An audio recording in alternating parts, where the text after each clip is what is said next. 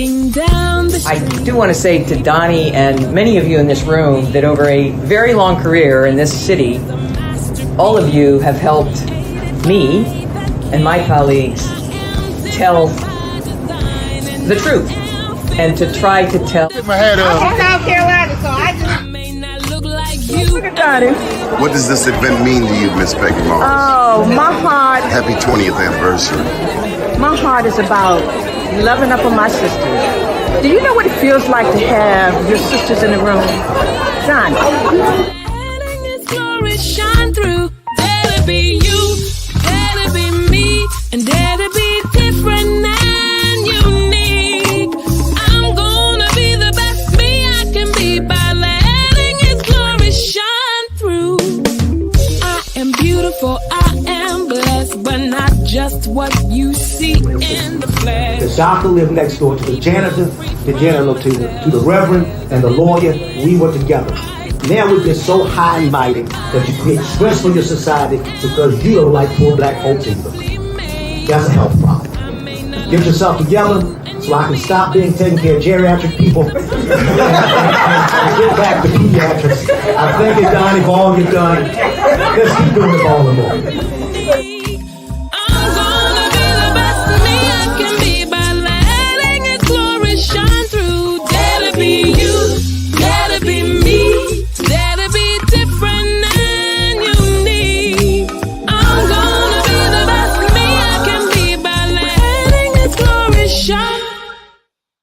First name's Donnie, last name's Glover, in it to win it for the long haul, baby. We have a very special guest today to discuss a topic that's critically important, especially right now to the health and wealth of Baltimore. In 2016, the United States Department of Justice investigated the Baltimore Police Department. Why did they invest the police department? Because something happened in 2015 that many of us locals will never, ever forget. It was the untimely death, some say murder, of Freddie Gray. It changed Baltimore. It was the worst day in Baltimore in many people's lives. A lot of people don't remember 1968, but 47 years later, the consent decree came about because of the riots, the unrest that resulted from the death of Freddie Gray. So after the investigation, BPD was engaged. It was found that the BPD, Baltimore Police Department, was engaged in a pattern and practice of unconstitutional policing. So the consent decree came about. And one local young man from Sandtown was a part of that consent decree. Ray Kelly, how you doing? I'm good, Donnie. Thanks for having me this morning. What do you remember about 2015, the unrest, the Freddie Gray? Where were you? Well, at about 2 o'clock, I was here at St. Peter's in the office and saw the news coverage of the convergence about to happen. So in actuality, I tried to drive up to Mondawmin and catch the major up there before something crazy happened. So when the first blow hit that bus on Ricestown and Gwynns Falls, I was 2 cars in front of it. So I was right there at ground zero. So the young people from Douglas High School, correct me if I'm wrong, that, hello to Peggy Morris. We just had a wonderful event Friday night, Black Wall Street, DMV. Special thank you to Sisters for Sisters. But if I'm not mistaken, Police Commissioner Batts closed Mondawmin subway station and did not relay that information to the principal of Frederick Douglass High School, who had inadvertently let the students out early because of the suspicion of some unrest. So you close the subway on one hand, and then you release the students from Douglas, half of whom used that metro to get home, And so they're now converged there with no way to get home. Is that what happened? Not only did that happen, that's correct. That happened in sequence, but what we left out was when they closed Mondawmin Metro, they set up a body barricade of police officers. So you now have these kids boxed in, those that have to go that way home. And you know, Mondawmin is like the biggest hub for public school transit. All in West Baltimore, the buses meet at Mondawmin Station, and then the kids disperse to where they're going to go. So you're right. It was like a manufactured unrest. Without a doubt.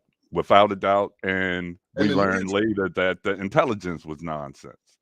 Yeah, and then the news. Thank God for black news. Oh, help me somebody. The news, because the news spread fast. Lies travel faster than the truth. The lies spread. Obama got bad intel. Because had he known the scenario, I don't think he would have said, these people are thugs. It was like a knife in the chest. But these young people started walking home, and then the news reported, quote unquote, the rioters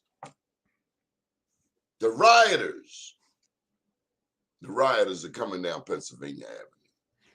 The rioters were forced down Pennsylvania Avenue. The rioters were students with khaki pants and button-down shirts. And that's an important point to recognize is the riots happened because of this confrontation with our kids.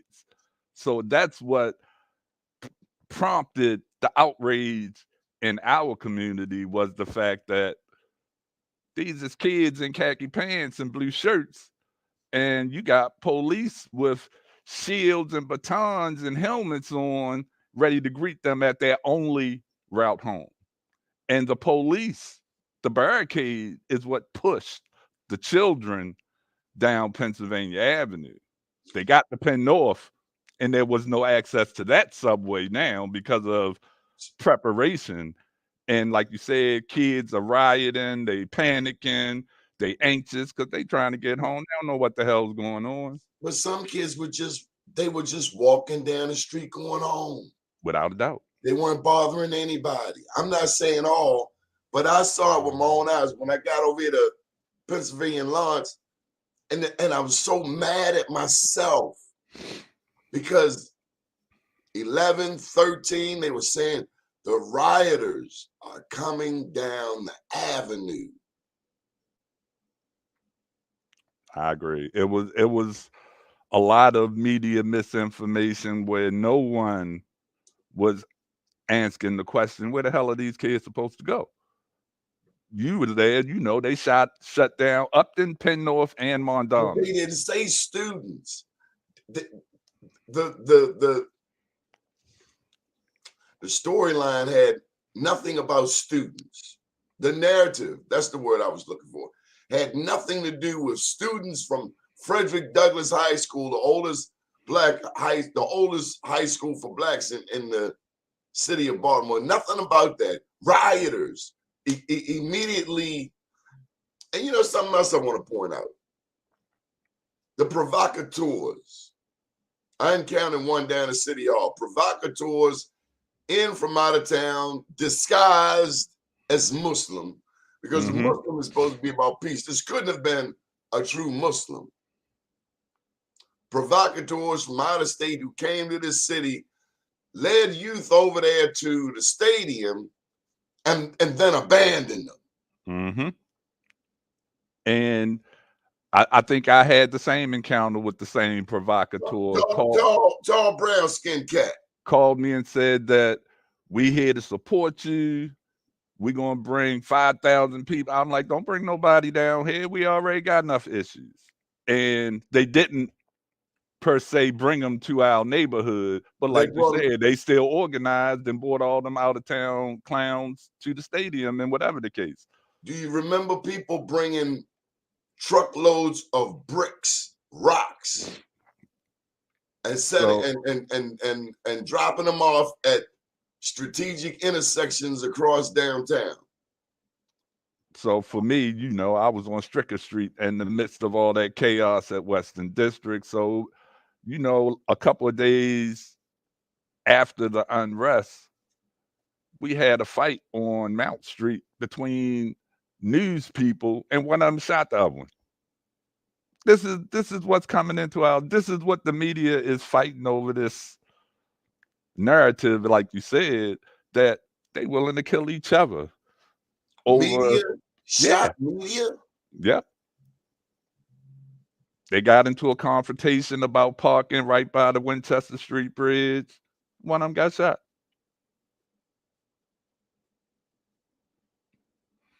That's the news environment that they created over here, where I tried not to go downtown because my people ain't really down there unless we got to go down there. Ray, I was explaining to a visitor to Sandtown just yesterday. The Sandtown, the 72 square blocks, we have our issues, but most of the issues that happen here from people coming through, whether it's trash, illegal dumping, people copping drugs. I'm not saying we don't have pharmaceutical salespeople, but the violence tends to be imported. People here ain't gonna shoot people in their own neighborhood. You're right. And I don't know, I grew up on the Strip. So we were taught early on, you don't bring that kind of conduct to the Strip because you're messing up everybody's money. Yeah. And the OGs would stop that. And you take that the shootings happen off center on the block somewhere late at night. Never are we having broad daylight shootings on Pennsylvania Avenue. Too much money coming through there. So you're right. We have our issues, but because of the disinvestment in our community, but they just let it run rampant. Like you said, this selling drugs has always been a viable source of income in this community because the city and the history has kind of slated us to be that. Ray, when I look at the consent decree, the biggest thing that I saw, the biggest change I saw, the consent decree hemmed up the cops. It was like, it's like, okay, police officers, you've been treating black people badly, and now you're going to get it together. And then the police reaction to the consent decree was, all right, well, let me just step back because I don't appreciate you grabbing me all up in my collar. So I'm just going to back up and let y'all just go ahead and kill each other, and we'll just call the morgue when it's time. I don't disagree with that. I've said that publicly, where what happened is the culture of policing decided they was going to buck.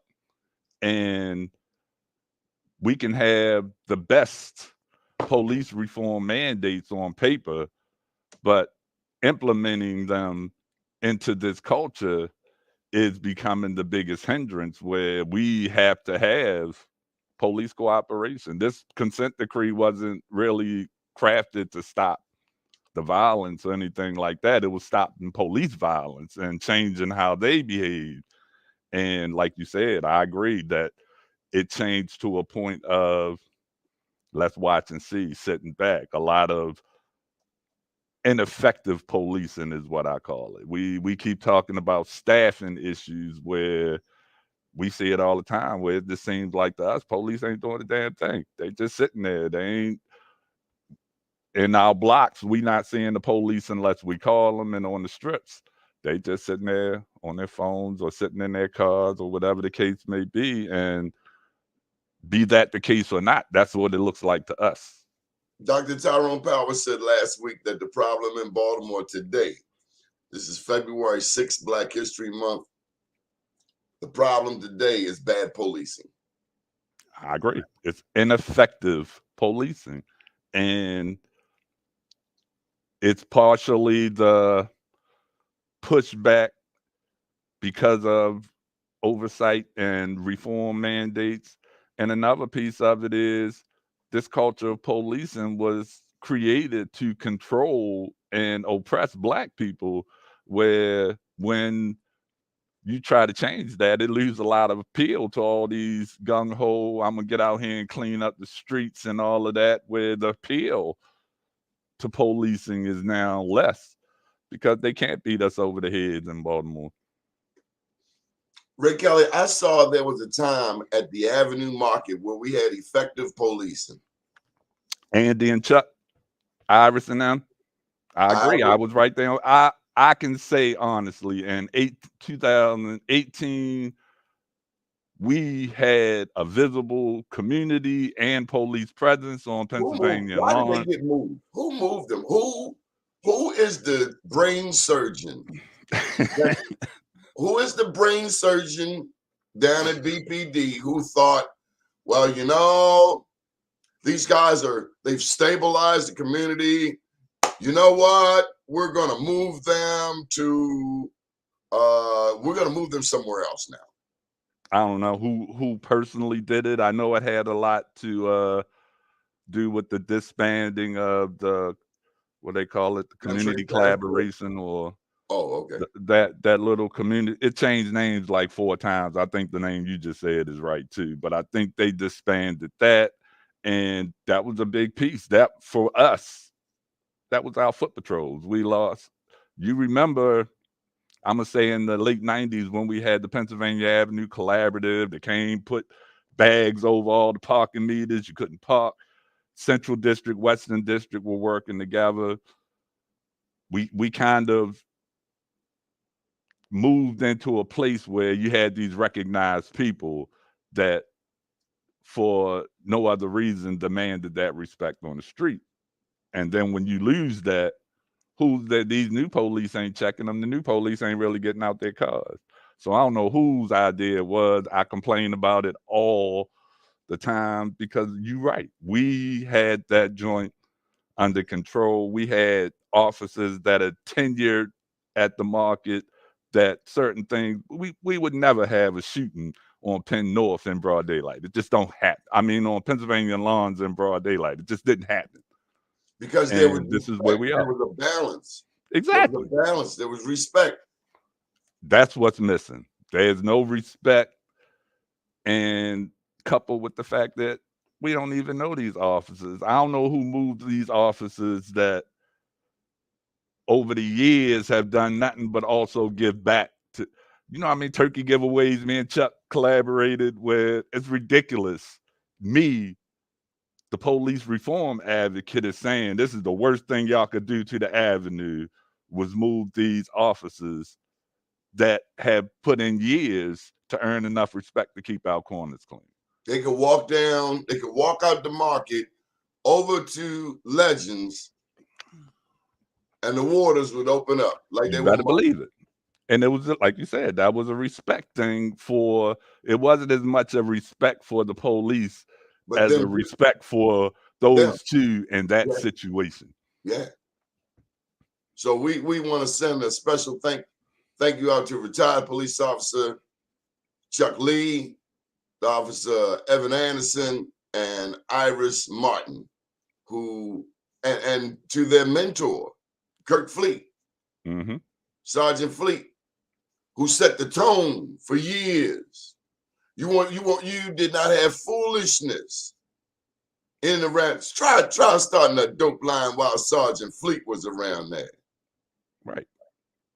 Think about how clean the 1800 block was when we was all out there.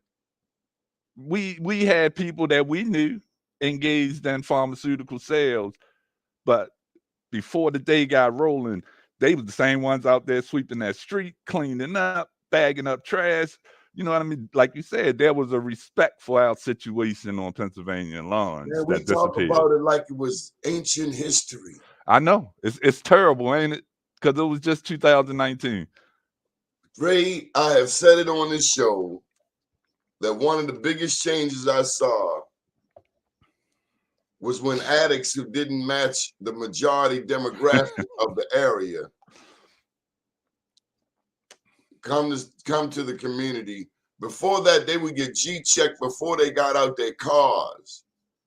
I saw it. Oh, where you going? Why are you here? Before they would even get out their car, you got to go. They would have to pay somebody Mm-hmm. to cop for them and meet them somewhere else. Now the thing, you know, in ping pong, you put that spin on it. English. Now the thing is, the addict that doesn't match the majority demographic lives on the avenue. They ain't got no package on the avenue. I don't think that's not going to happen. The day that happens be the day. No, that ain't gonna happen. You bring back a black pope. So my first day in the office on Pennsylvania Avenue, I go out back to smoke. Oh, they out back. I see a tent made, jacket hanging on the fence, pants hanging, blocking them. Somebody curled up by the air conditioning, and it's a white boy. And I'm saying to myself, when was it safe for a white boy to fall asleep on the back of Pennsylvania Avenue? Couldn't remember it in my history. And that's when I first started seeing that. Right behind no boundaries. The bank. Used to be the bank. Right. That's what I'm talking about. That's right there. He was curled up. He had a whole tent set up at the air conditioner, broke the lock and everything to the air conditioning unit, and that was his home. And I'm like, how the hell can you be on Pennsylvania Avenue when it's dark? That could have never happened. But that's where we are. And it's because they allowing the drugs and the fentanyl to flow straight through our area. I heard a young pharmaceutical salesperson of African American descent said, "Don't mess with him. That's my customer." Wow. Show him some respect. I saw with my own eyes. Ray, I almost died. Missed that one. Almost died and came back as I don't know. I don't know. They got white corner people down on Division Street. How the hell that don't stand out? And some of these addicts who don't match the majority demographics will pop somebody. I've heard of more than one instance of violence. Yeah, you see that type of activity comes along with that same gentrification we see creeping up Lawn Street and creeping down Division Street. Is it gentrification, Ray, or is it abandonment? So we as a community were abandoned years ago. It's now it's the precursor to gentrification. Development is always the precursor, and believe you me, they still shifting people. They definitely dislocating people from our community to somewhere else in this whole process. But some of us got houses right across the street and have walked off. Grandma died. We left her. Grandma died 20 years ago. We have done nothing with the house. Attic break-in, fire, roof gets destroyed, property gets eventually trashed. I don't say that we don't. Our community and our people have no blame in this. I definitely feel like over the past, I'm not even going to say since Freddie Gray. I'm going to say since Penderhues closed, that we have been on the wrong trajectory in our community, and there has been fear flight, I'll call it. It ain't white fight. It's just people saying, I'm tired of dealing with this. It's too hot out here. It's too dangerous and moving. And there was a lot of blight before 15. So it's just since 2010, the black population in Sandtown has gone down 27%. I think I was looking at the census information, and the white population has gone up 21%.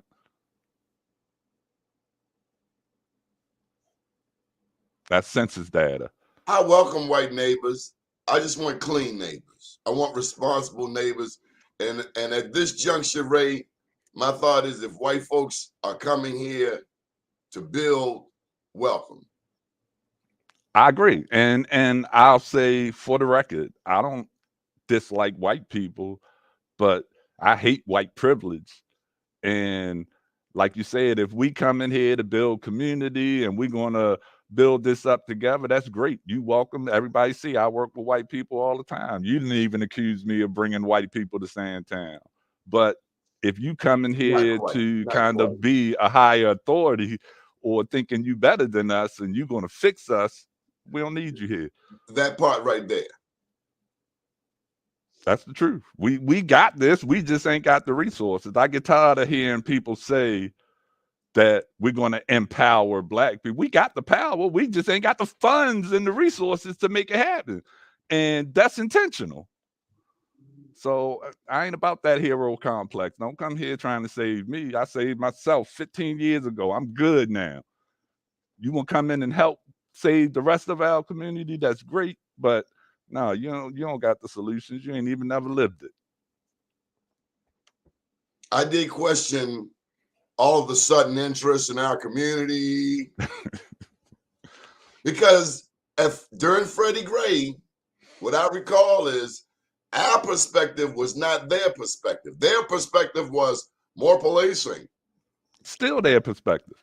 Still, we got to keep that fight of understanding that the solution. We're talking about the balance. Right. The solution, you can't have abject balance poverty in public safety when you only invest 1 cent into both addiction and mental health treatment for every dollar you invest in law enforcement. And then public education. We had 3 elementary schools. Then there were 2. They put a new library in Gilmore Elementary. I advocated for it. It was the worst thing I ever seen. A new library, and then they closed the school. Right. So let me give you my take on that. Now you were there, you remember. Back in after the riots, we had a whole double up 21217 to increase votes at Gilmore Elementary Precinct. We worked our asses off with Abe and them. We had all of those people who were concerned in Gilmore Homes voting, and we made an impact. We influenced the consent decree, and in response, you know what the system did? Tore down half of Gilmore Homes, closed the school to make sure that don't happen again, because people are always going to be vested in their children, and that's what we organized around. So now they moved the school. So then you got to start that, and that's what they try to do. Is even though they recognize the impact that movement had, in that back room, they saying we can't let that happen again. Why? Too much power? Because they don't want change. The system don't want change. You got to remember, policing is founded to protect the property of the haves from the have-nots. And this is a country where for 400 years, they told us we couldn't have anything. It was practically illegal to even look like a free black man. And now they kind of enforce these laws that are focused around crimes of poverty, but they don't help resource the poverty that they created in our communities. So what I hear you saying is that the lack of investment in historic East Baltimore and historic West Baltimore is coupled with investment in the White L, from Johns Hopkins University down to the harbor, over to Canton, Boston Street. We got all of them fancy new. You go over there to Boston Street, straight out Boston Street, man, you look like you're in another part of the world. Got a Nordstrom's rack all over there, a Harris Tweeter. I had never even heard about no damn Harris Tweeter. What's the other one? They got some real good, Sprouts. I said, oh my God, they have. Yeah. Wow. Brussels. And that's intentional. Think of how long we've been fighting. We've been fighting, man. For a supermarket. And like you said, they got choice Wegmans. You can go to Wegmans. You can go to Harris Teeter. You can go to. I mean, we still can't get a supermarket. And we got Mondawmin shoppers with tainted meat. And all these black people work up in shoppers who are black in the meat department. Somebody need to talk to y'all. And I ain't even going to get into that because we got shoppers, but if you live in your block and you 65 years old without a car and need to go to the market, And what don't know good is how to use shoppers doing you? Amazon. You're gonna have to carry them bags on the bus, the subway, whatever the case may be. If Stepping you over tight, white addicts, black addicts, dope man. right, you got to walk through the strip, all of that just to get to a supermarket. So And- big up to all of our seniors in Santana, because Without you a doubt. are certified OG. Right. And they don't get that. And they don't see the connection between the public safety issue and that health issue. Because if you're not providing quality food and things in the community, then people gotta travel to that spot to get their food. And we already know the issues we got in the blocks. So now, like you're saying, you making people, seniors, risk their lives just to eat.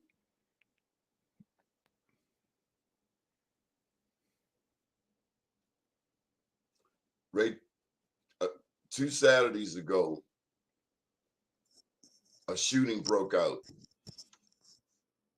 It's all on the news. I saw one spot had legends on Instagram, the most violent carryout in Baltimore. Have you and I become numb? No. Have we become numb because we will go to Legends for a coffee, for a tea? What's up, special? I ain't gonna make pretend. I still go to Legends all the time. It's like I said, we become aware. We know when and how to. We know how to navigate this community on foot, like it's the back of our hands. So we know when shit is getting crazy. We know when we got to be on point. We know, the climate, so to speak, because we've been around there so long. So Chuck Lee barred me from going there. He barred me for a while. He said don't go there. I'm like, Chuck, where else we go? Where else right. we go? So let me go early. I go early. But he barred me from late night, from evening time going to Legends. So but this is what I learned. Ray. Donnie, Ray, even Calvin. We have to use our status to talk to the young brothers because they watching you, they watching me, they watching Calvin. I watched Calvin come through there, and I'm not putting him on a pedestal. I'm not saying that's not his job per se. He does run the boxing spot, but I've seen him walk from Upton Boxing to Legends, and I saw the respect them kids gave him. I agree. And you can't buy that. Quiet is kept. I'm still out there every week. I'll be out there today handing out flyers. We got a resource and connection thing happen here every third Thursday where we do expungements and free legal services and all that stuff, because I've been trying for the past 12 years of my life to help these guys. And I get it. I know I've lived it where we got to get this money to survive. We got kids. I understand all that, but I also have learned in my own transition that another way is possible. We ain't going to get them all, but you're right. We got to maintain our presence. That's why I left the monitoring team and came back to the church, is because when I leave to go work and be an agent of the court, then we don't got that strong representation on the street no more. And nobody really stepped in to fill that gap. So that's more important to me, is saving those lives than some status with the courts. Ray, I used to give you the blues about the consent decree. I know. I used to ask you questions. Well, Ray, what about this? What about that? Because you were the only one there to talk to. And I feel like that's what got lost when I left. I feel like now people don't feel like it's accessible as it was when I was there. Then I saw all of these people who seem to have other interests. I'm seeing people from this neighborhood and that neighborhood, and they're articulating. And I'm saying, are they articulating? Or are they there for a check? They there for a check. With Ray, even though I didn't all the way get clarity, even though I didn't get all of my clarity yet, I saw you here. I can at least say, hey, Ray, hey, there, Ray right there. There's Ray. But these other people, I don't know these people. They can't walk these streets. So I'll tell you this, and you can research it and verify it. There's only one person that sits on that floor with the parties of the consent decree that was there when we started this process. And that's the guy from the DOJ, Tim Magette. Everybody else is different. There was no monitoring team when we started this. All, like I said, we don't know these guys. I don't hear from them no more. You used to see little memos coming out. But understand that that work was systemic, where I took a lot of flack because you did. For me, communication was the most important piece. Until I joined that monitoring team, the people in our communities didn't even know that BPD policies was changing. So that reinvigorated all of that community input and changing these policies to fit us. But that ain't really what they want. You know what I mean? I've had more than one time where the process got overwhelmed because we organized in community around a part of that consent decree, where they are required to review, all the parties have to review every piece of input that comes in from the community. So when we had the policy open for the community policing plan, we had like over 180 people give public comments, and they had to file an extension because you had to review it all. And for real, because the people got engaged, we changed those policies. Now, I'm not going to say that changed what happened on the street, because I said earlier, implementation is a whole nother beast that we got to address. But this process ain't prepared for the community input that we can bring. So it's important for them, it's a requirement to post, this is going to be a public meeting, blah, blah, blah. Where for me, it was a necessity to make sure the people knew there was going to be a public meeting. Because I know people in my community, me included, I ain't going to check no consent decree website to see when the next public meeting is going to be. I'm expecting somebody to tell me that. I feel like in this process, too much responsibility to engage and be informed falls on us, when we don't got a consent decree because of something we did. We got a consent decree because of what the police department did. So that should fall on them in the city to make sure that they are working in the interest of that consent decree. Ray Kelly, where are we today when it comes to Baltimore City crime? So I'll first say Western District. So a lot of initiatives have happened in Western District in the past year. And despite what, Pennsylvania Lawns is Central District. So that's a whole nother issue. We getting redistricted now, but in Western District, for real, in 2022, homicides and non-fatal shootings were down 34%. That didn't translate around the whole city because the pilots were in Western District, and the rest of the city is going on that same trajectory, where violence in the city is where it's been to me for the past 5 or 6 years since Freddie Gray. I don't think that has changed for me. I feel like we got a whole new area of disinvestment that's causing crime, which is the fentanyl epidemic, where that's another issue where they said, y'all got to handle that yourself. We're going to give everybody Narcan. Y'all take care of that issue. So that increased open air trade is fueling the violence. But it ain't really got no worse since 2016. It seems like it because the media only gravitates to it. But if you look at the numbers, since the riots of 2015, that was our fall off the cliff. If you remember, we celebrated in Western District on Curry and Lawrence in 2014 because we had the lowest number of homicides in 12 years when we had 21 in Western District. So like you said, it's not 100 years ago that we saw these differences. And like I said, we just got to keep pushing on the other side of it. We got to keep pushing on helping the people that are the victims and the perpetrators so there'll be less violence. We don't want to arrest more killers. We want to have less killings.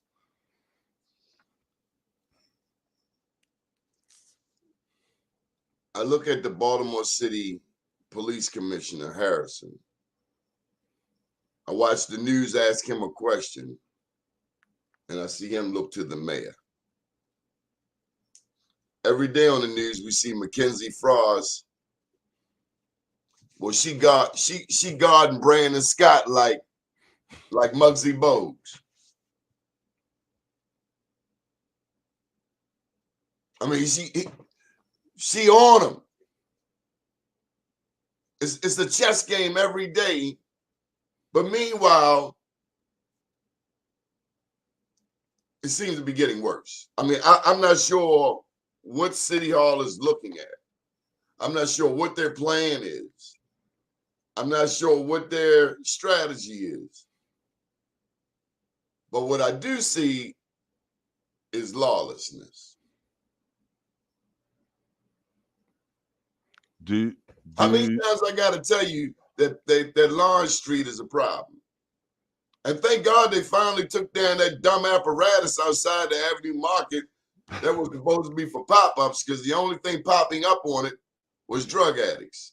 I saw one lady out there one time trying to sell something, some $14 crab soup, and I still don't know what she was thinking. Right. So what do you think? What's your take on this $4 million investment into Lafayette Market that doesn't triculate into any investment into Lawrence Street or Pennsylvania Avenue? I told then State Senator Verna Jones back around 2000 that if you're going to do anything for Pennsylvania Avenue, you also have to do something. If you're trying to fix the economic corridor, the financial strip, where the money is, then you got to do something for housing on the east and west side of Pennsylvania Avenue. That would be Carey Street. No. That would be like Fremont. That would be Division Street. So this avenue on one side, a block to the east, a block to the west, you got to help improve housing on both sides of that, because those are your customers. Right. That's your base. That's your customer base.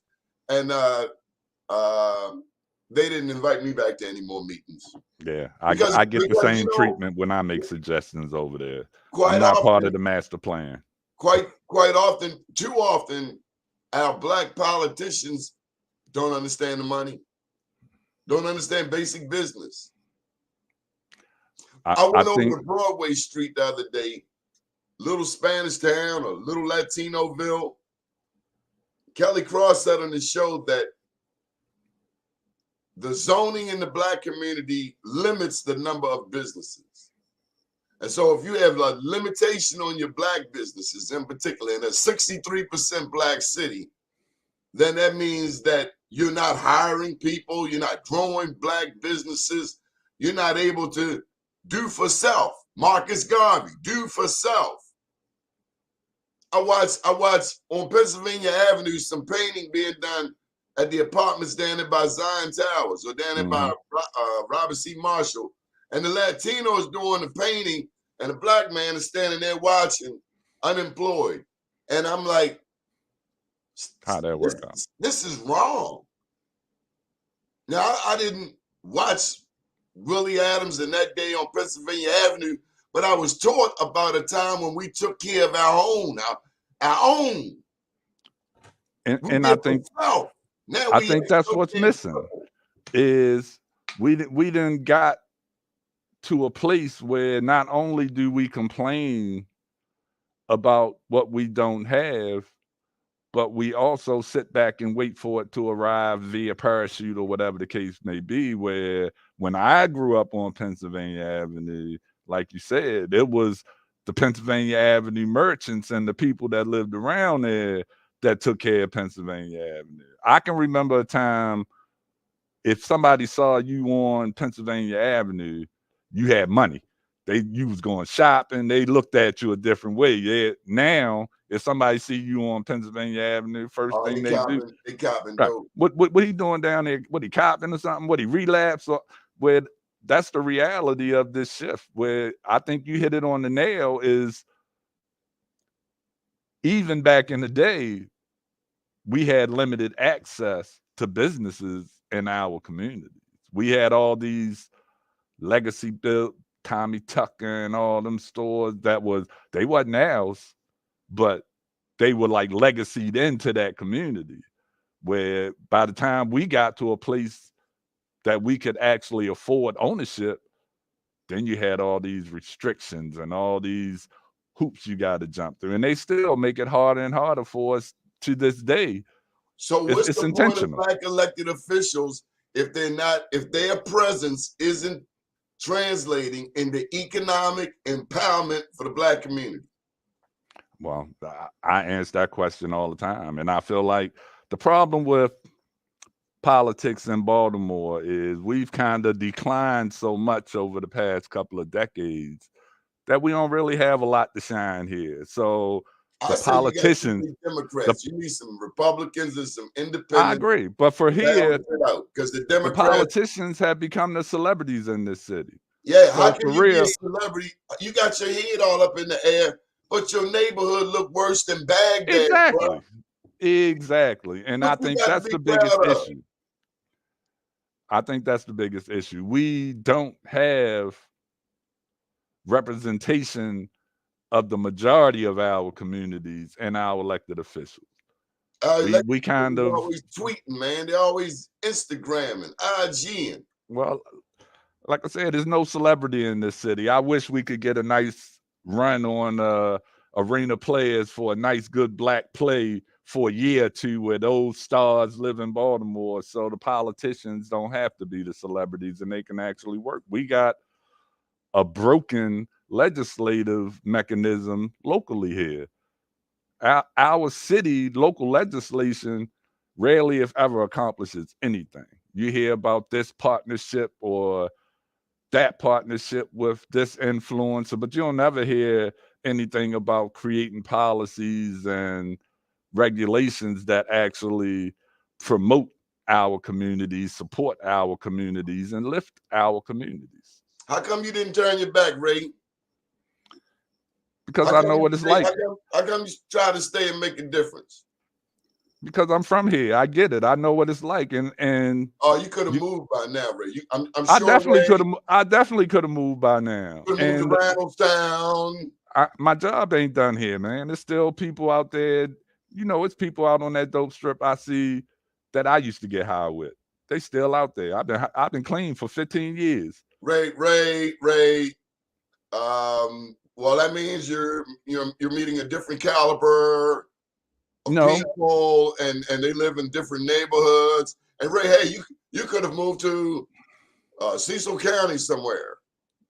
Martin Luther King said, while he was sitting in prison in Birmingham, Alabama, said, how can he be in Birmingham and not be concerned about what's happening in Mobile? I'm the same way. How can I be in Owens Mills or somewhere fancy and not be concerned about where I grew up and what's happening down here in Sandtown? So why leave? Ray, upwardly mobile Black women are not coming back to Sandtown. Well, I think that's on our city and on our people to understand what is actually happening to Sandtown. Am I right? Oh, without a doubt.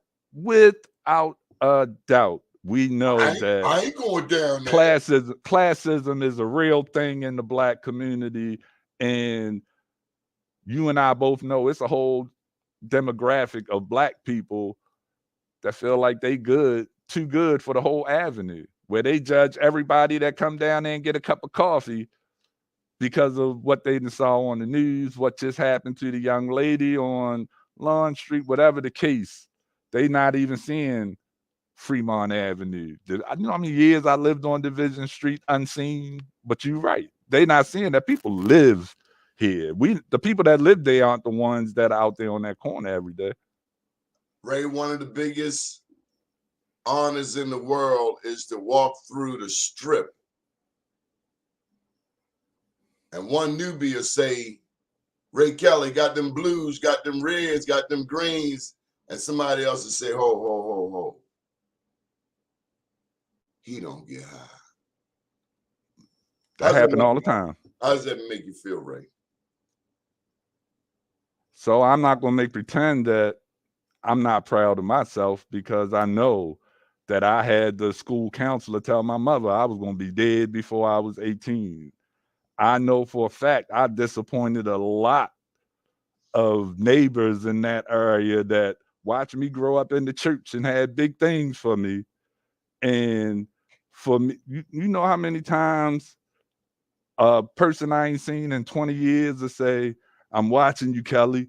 I'm proud of you. That's why I do this shit. It don't be politicians and these little resolutions and awards. It's something. It's an honor to make my elders proud, and it's an even bigger honor to have my elders tell me that they proud of me. So I think you're it right. was Natalie Mercer who told me about you, first introduced me to you. Natalie was my cousin. She passed last year before last, actually. What did Natalie Mercer do on Pennsylvania Avenue?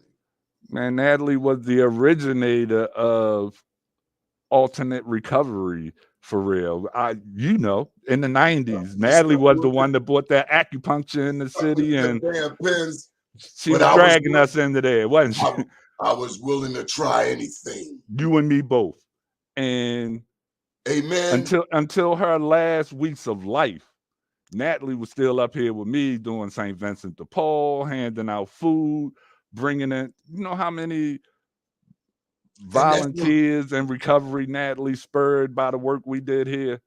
It's crazy how these individuals that are still here maintained our community when we was crumbling. I was crumbled. You know what I mean? And they continued to believe in us, lift us up. How many times people done stopped you on the street and said, I ain't gonna give up on you? You know what I mean? And now look at us.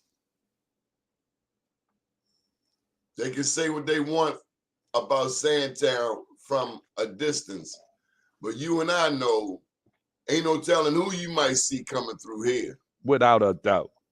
Without a doubt. So we know them people had their head up in the air because we'd have seen them too. Say it again, Donnie, because that's the real of it all. We'd have seen them too, head up in the air. Somebody coming from out of town, come get them. Well, you know where some coke at? Yep. Well, they don't know. My office is really, they think it's at the church, but my office is actually on Carrion, Pennsylvania, where you and I both know one of the most popular spots to park and wait for somebody to bring you your shit is on Stockman and Pressman. I see them all day. Like you said, nose in the air, Facebook, I'm doing great and all of this. Straight down here buying some dope and something and playing the role. Paying somebody go count the bag. See it all the time. It ain't my place to judge. I let them do them, and I do the work that I'm called to do, though. I can't forget when it was me. Exactly. And that's why I got that understanding. I get it. You ain't ready, you ain't ready. Fiends lie. When we getting high, we lying to motherfuckers. We got to, because that's how we gonna get the next one. So I get it. You lying, you getting high, do you? I'm here when you need recovery. You can come here on the third Thursday, and I promise you, I'll plug you into inpatient treatment. But other than that, do you? Ray, tell me some people. Let's identify some people who have blessed our community since Freddie Gray. And you got to start with the beautiful sister named Miss Brown. Miss Marlene? Miss Brown. Oh, Miss Brown from my office? Miss Brown passed away a month after Natalie. No, Donna. Oh, Donna Brown, my partner in crime. So Donna hasn't stopped. You know yourself. Donna came down to an event that I did maybe in July of 2015, and she ain't never left. Her feet to the street every day. People don't know. Donna do so much. Donna worked with women not only that are just coming home, but she working with them before they come home from prison. People don't know that when the pandemic hit. Let me ride on Donna 1 second.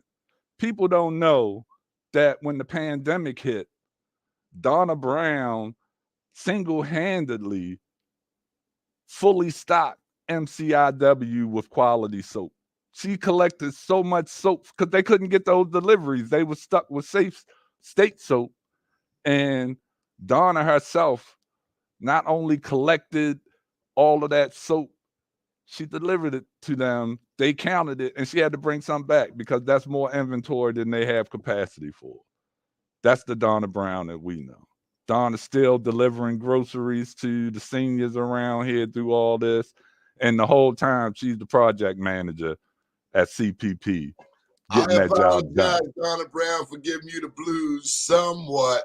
I just caught myself trying to keep people accountable. But you ain't told the full story.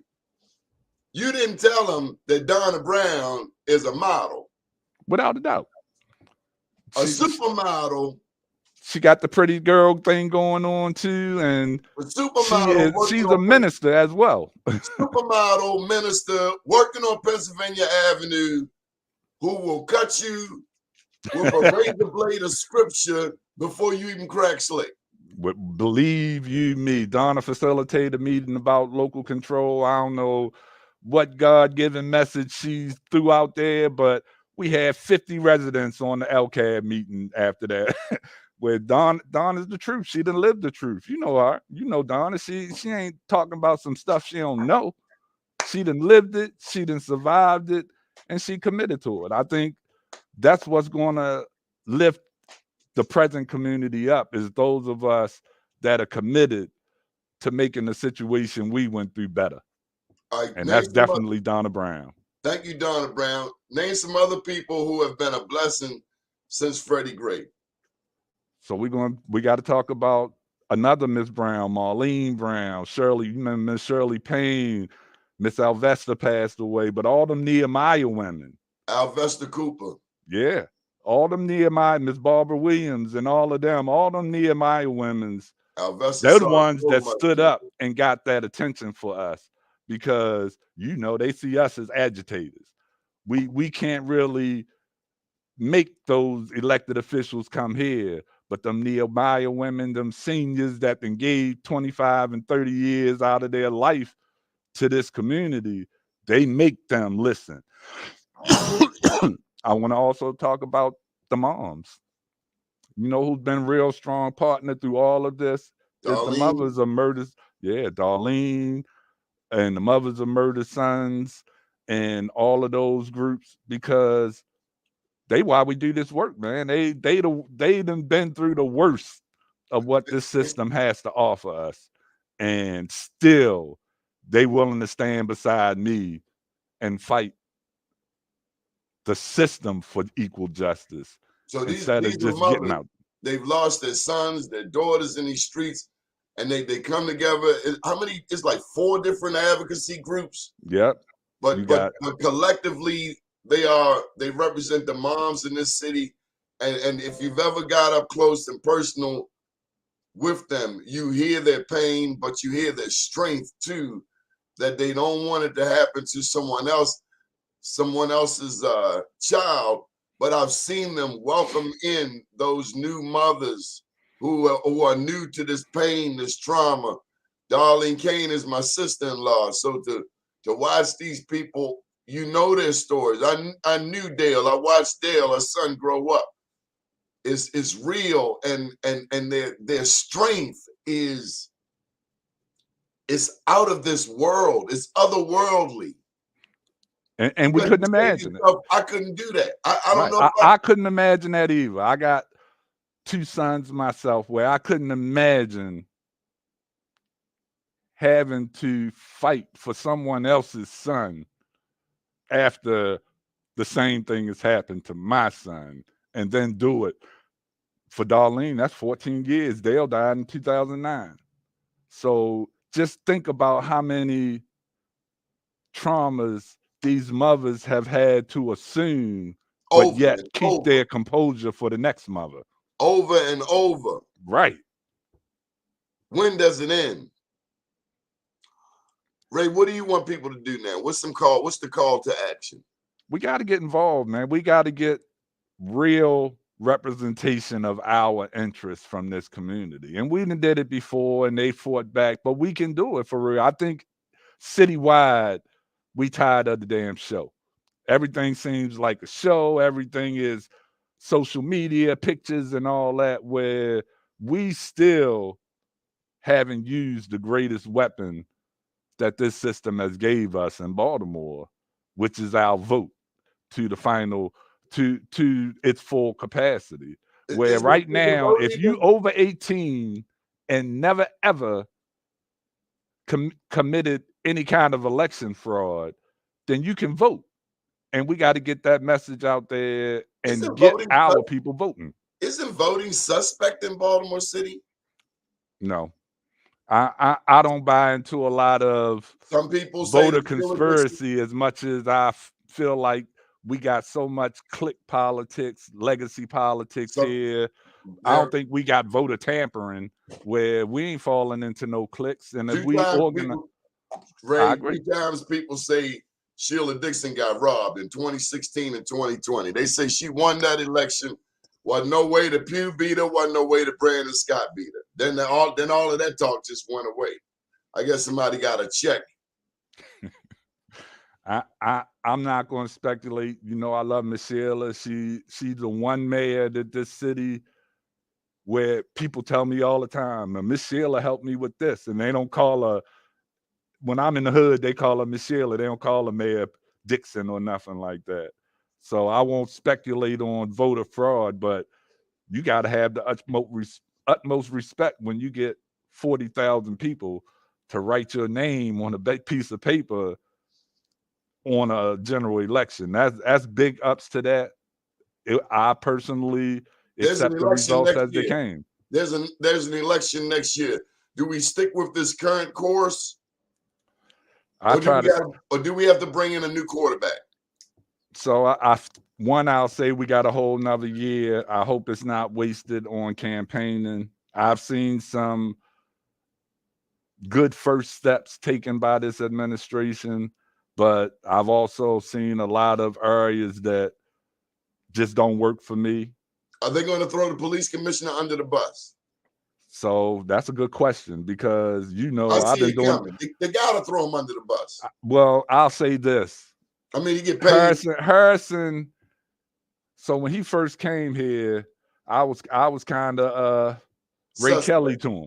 Yeah. I was Ray Kelly to him. Look, shelf life for a police commissioner in this city is 2 years. I'll talk to you after that. And he been here now 4.5 years. So be it because of the unstable politics, the consent decree, or somebody is actually seeing positive change. He been here for 4.5 years. You can't say that about a lot. The federal judge said, do not change the course we're going on the consent decree. And I'm saying, hold up. The cops are not getting out the cars. So Pennsylvania, that's still the issue. I think that's what we hit on in the beginning. The consent decree, for one, was crafted to mandate police procedures and how they interact with the community. It wasn't really crafted to stop crime or anything like that. We talked earlier about this whole taking a knee, stepping back, whatever we want to call it. And that's 100% true. But the consent decree has to be in place so we don't continue to go through Tyree Phillips situations. And personally, I feel like the federal government should step up, and all police departments should have to follow the same mandates as our consent decree and have some consistency and not a reliance on the state. But what about Lawrence Street? I'm okay. Implement the consent That's decree. where we got to advocate to our council people in our city to get those resources on Lawrence, get the resources where they're needed. I don't want to just say Lawrence Street because that's not my question. I'm talking about the loitering. How many times do I have to say to you, get off my corner? And then they'll say, oh, but the consent decree say you can't ask me nothing. So the consent decree has never changed the law. Why the cops don't do nothing about Lawrence Street? That the loitering statute came in 2013 before a consent decree. So essentially, there's this whole process with loitering. So you got to have a sign posted. You have to first give the warning to someone, to all of that structure. The girl is shot, Ray. Maya, 23 years old, is dead. I get it. I get that piece, but so how do we advocate for the presence? We've been on for almost an hour talking about ineffective policing and things of that nature. And once again, we get back to the culture of our police department. What are they doing? The whole issue, the problem with how these consent decrees work is the police get every accommodation. There is no consequences when they don't do what they're supposed to do. So there was the assumption that if the police don't change how they do stuff here, then there would be consequences. But that was also under the Obama administration, and the DOJ then act with urgency because of Eric Holder or Loretta Lynch. When Donald Trump came into office, all consent decree investigations stopped. Our consent decree got signed because it was already signed by everybody but the judge. But we had then, immediately after signing the consent decree, we had 4 years of an administration that did not believe in police reform. Ray, I'm taking you way over. It's 10:08, but one last question. Do we go back to zero tolerance? Absolutely not. Because that's only going to overburden the state. It's only going to make it harder for people like us to get jobs. It's only going to impact our communities. You know what I mean? When we talk about aggressive enforcement, that ain't going to happen in Mount Washington. That ain't going to happen in Federal Hill or Harbor East. That's going to happen in Penn North, Penn and Lawrence, Edmondson and Poplar Grove. But nothing has changed at Penn North since 2015. Nothing has changed since Freddie Gray. The only thing that's changed, we got a renovated Western District Police Station and a new funeral home, Al Wiley. So if you remember, I had issues with that when it first happened, where we get all of these investors coming to our communities after one of our neighbors is killed brutally by the police, and they feel like the best investment they can do with their funds. That was the name, Warhorse. Yeah. Kevin Plank. That's right. Nonprofit. We're going to renovate Western District Police Station. You're going to renovate the scene of the crime? Mm-hmm. And we all had issues with that, but that's the mentality. My biggest issue with the consent decree is, even though it was brought forward on behalf of the residents of Baltimore, it ain't did nothing to this point but funnel hundreds of millions of dollars into law enforcement. They got to improve this. They got to have these. They got to have new cars, new cameras, new helicopters. Ray, I saw the United Way collecting money during Freddie Gray. I saw some other initiative from the city collecting money. They reported $21 million collected. Mm-hmm.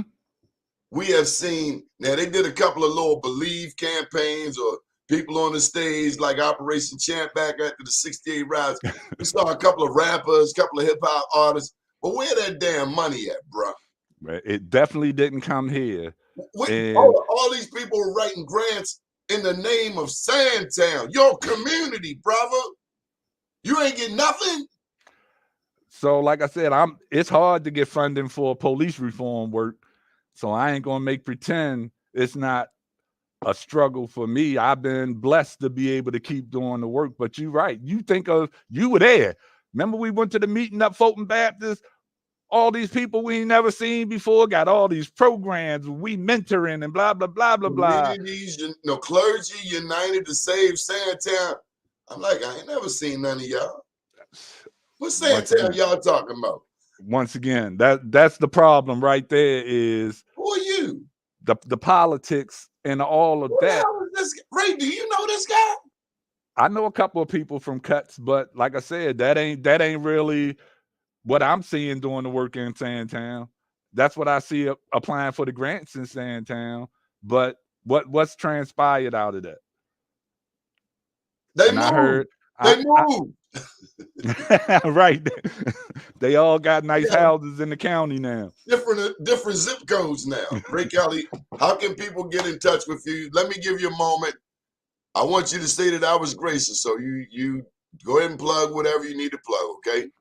Well, I appreciate you because everybody know me and you done had our back and forths and conflicts over the years, but it's always for the benefit of our people. So like I said, every third Thursday, right here at St. Peter Claver, 1401 North Curry Street, we have Opportunity Avenue where we have free legal services. In February and March, we're going to have free tax services. Of course, we got groceries, food, and hygiene things if you need them, house supplies sometimes. Whatever you need, we're here to try to help you. So come through every third Thursday. And of course, we have our public safety meeting on the last Wednesday of every month. This Wednesday is our quarterly update from the Department of Justice. They'll be here on the 22nd, and we'll also be joined by the mayor's offices of neighborhood safety and engagement, so we can answer the question of where all this money going. You want to put a number out there? How can people get in touch with you? Reach us at any time at 443-708-5055. You can fill out our intake form for resources and just catch up on what we've been doing lately at our website, cpproject.org. And hopefully we just here to help. Like Donnie said, we got Donna Brown and the staff here, and we're here to serve. This is a stewardship organization. What's the phone number again, Ray? 443-708-5055. And what's the website? cpproject.org. Ray, thank you for all that you do. And I'm very glad that although, it might have been a rocky start sometimes your best friends start off in a little conflict. Well, they say all relationships start at a point of conflict, even love. So I love you, brother. Keep doing what you're doing down there. Love you back, Ray. Thank you for all you do. Peace, bro. Appreciate you, Urban. You know Irvin Reed? I'm seeing that he recognizing me, so that's only respect. That's mutual respect right there. Ray, he's a political godfather in Prince George's County, but he's from a community that they call themselves rich. Cherry Hill. That's what it do. Raised in Cherry Hill. Much respect. One of my mentors, Kathy McLean, born and raised and still in Cherry Hill. One way in, one way out. You better believe it. Unless you know that back road coming through Westport, which I get lost on every time. Ain't nowhere to get lost. Y'all take it easy, man. Good morning, world. Great job.